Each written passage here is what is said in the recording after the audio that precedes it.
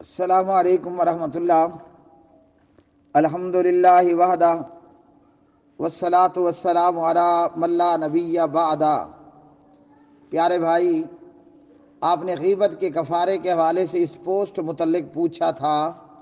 میرا جواب تھا اس پر کہ یہ بات درست ہے، اور بھائی صاحب نے کہا کہ روایت ضعیف ہے، تو جواب کے اندر میں نے روایت کا صحیح ہونا نہیں بتایا، نہ روایت کے متعلق کچھ بات کی۔ میں نے کہا پوسٹ میں موجود بات درست ہے۔ پوسٹ یہ ہے، غیبت کا کفارہ یہ ہے کہ جس کی تم نے غیبت کی اس کے لیے تم مغفرت طلب کرو۔ یہ روایت امام بہقی رحمہ اللہ الدعوات الکبیر کے اندر لے کر آئے،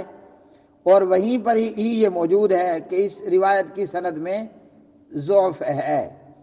اور روایت کے راوی ہیں حضرت انس بن مالک رضی اللہ تعالی عنہ۔ الدعوات الکبیر کے اندر 575 نمبر پر یہ روایت، ان من کفارۃ الغیبۃ ان تستغفر لمن اغتبتہ تقول اللہم اغفر لنا ولہ۔ اور اسی طرح علامہ البانی رحمہ اللہ اس روایت کے متعلق سلسلہ الضعیفہ کے اندر فرماتے ہیں روایت ضعیف ہے، اور ضعیف الجامع کے اندر فرماتے ہیں کہ روایت موضوع ہے۔ تو روایت کے متعلق میں نے میرے بھائی بات نہیں کی، اس بات کے متعلق بات کہی کہ جس کی ہم نے غیبت کر لی ہے، اب اس کا کفارہ یہ ہے کہ ہم اس کے لیے دعائے مغفرت کریں۔ تو اس روایت پر یہ ہے کہ یہ روایت سند کے اعتبار سے ضعیف ہے، لیکن معنی کے اعتبار سے صحیح ہے۔ مطلب اس پوسٹ یا اس روایت میں جو بات ہے وہ بات درست ہے، اور یہی میں نے جواب دیا کہ یہ بات درست ہے۔ جس کی بھی ہم نے غیبت کر لی، یعنی اس کے متعلق کوئی ایسی بات اور اس کے کسی ایسے گناہ کے متعلق بات کی جو اس کے اندر موجود تھا، اب اس کا کفارہ یہ ہے کہ اس کے لیے ہم مغفرت کی دعا کریں اور اپنے لیے بھی دعائے مغفرت کریں۔ اللہم اغفر لنا ولہ، اے اللہ ہمیں بھی بخش دے اور جس کی ہم نے غیبت کی ہے اس کو بھی بخش دے۔ اب یہ مانن کیسے صحیح بنتی ہے؟ مانن صحیح کچھ یوں بنتی ہے، قرآن مجید فرقان حمید میں ہے، سورۃ الحشر کے اندر پارہ نمبر 28 ہے، ربنا اغفر لنا ولاخواننا الذین سبقونا بالایمان۔ اب غیبت کرنا کبیرہ گناہ ہے۔ قرآن مجید نے فرمایا ولا یغتب بعضکم بعضا ایحب احدکم ان یاکل لحم اخیہ میتا۔ غیبت کرنے سے قرآن مجید نے منع کیا، اور غیبت کرنا اپنے مردہ بھائی کا گوشت کھانا ہے جو کہ کوئی بھی پسند نہیں کرتا۔ تو چونکہ غیبت کرنے والے سے گناہ کبیرہ کا ارتکاب ہوا، اس حدیث میں بتایا گیا اللہم اغفر لنا،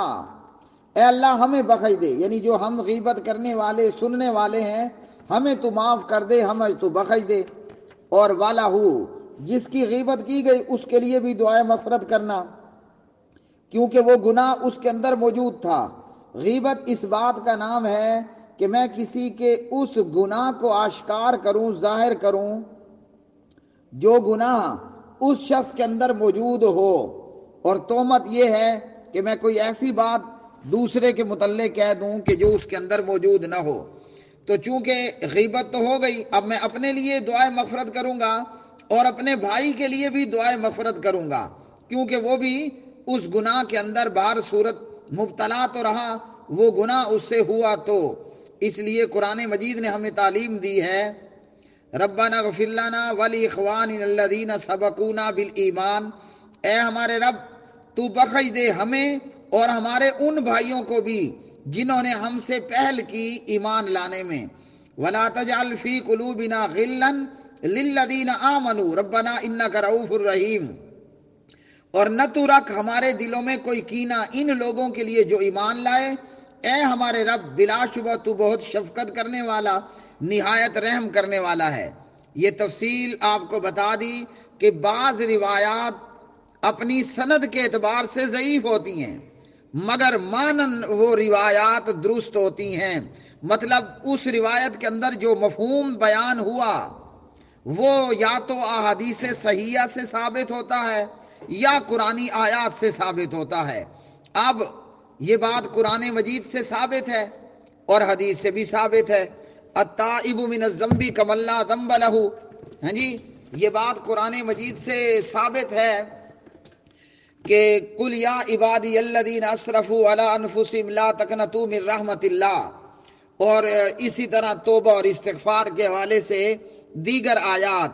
وہ جیسے سورہ ہود کے اندر بھی ایک آیت موجود ہے اور باقی قرآن مجید بھی، ہاں سورہ ہود کے اندر ہے وَأَنِ اسْتَغْفِرُوا رَبَّكُمْ ثُمَّ تُوبُوا إِلَيْهِ، یہ 12ویں سپارے کے اندر یہ سورت پڑھتی ہے، سورت ہود 11ویں سے 11ویں کے اخیر سے شروع ہو رہی ہے، وَأَنِ اسْتَغْفِرُوا رَبَّكُمْ ثُمَّ تُوبُوا إِلَيْهِ، اور یہ کہ تم مغفرت طلب کرو اپنے پروردگار سے، پھر تم توبہ کرو اس کی طرف، اور یہی بات سورت نوح کے اندر بھی موجود ہے، وَأَنِ اسْتَغْفِرُوا رَبَّكُمْ إِنَّهُ كَانَ غَفَّارًا يُرْسِلِ السَّمَاءَ عَلَيْكُمْ مِدْرَارًا وَيُمْدِدْكُمْ بِأَمْوَالٍ وَبَنِينَ وَيَجْعَلْ لَكُمْ جَنَّاتٍ وَيَجْعَلْ لَكُمْ أَنْهَارًا۔ یہ تفصیل آپ کو عرض کر دی کہ روایت سندن ضعیف ہو لیکن مانن صحیح ہو، تو مانن صحیح ہونے کا، معنی کے اعتبار سے صحیح ہونے کا کیا مطلب نکلتا ہے؟ اس روایت کے اندر جو امام بیہقی الدعوات الکبیر کے اندر لے کر آئے، ان من کفارۃ الغیبۃ ان تستغفر لمن اغتبتہ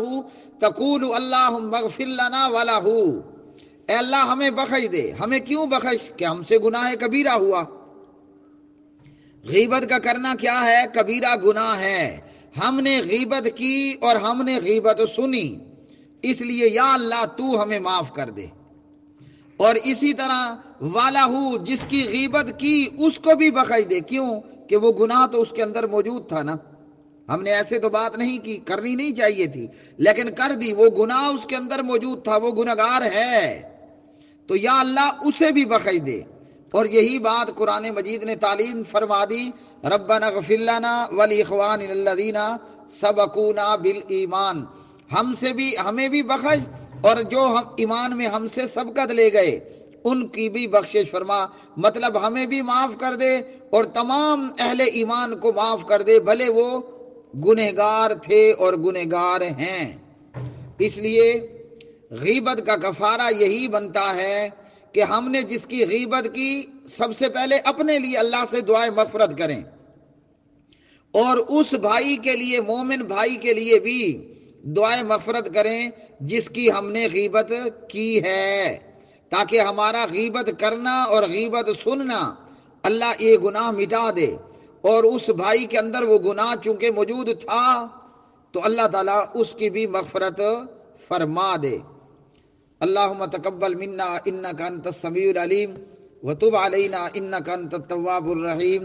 وآخر دعوانا ان الحمد للہ رب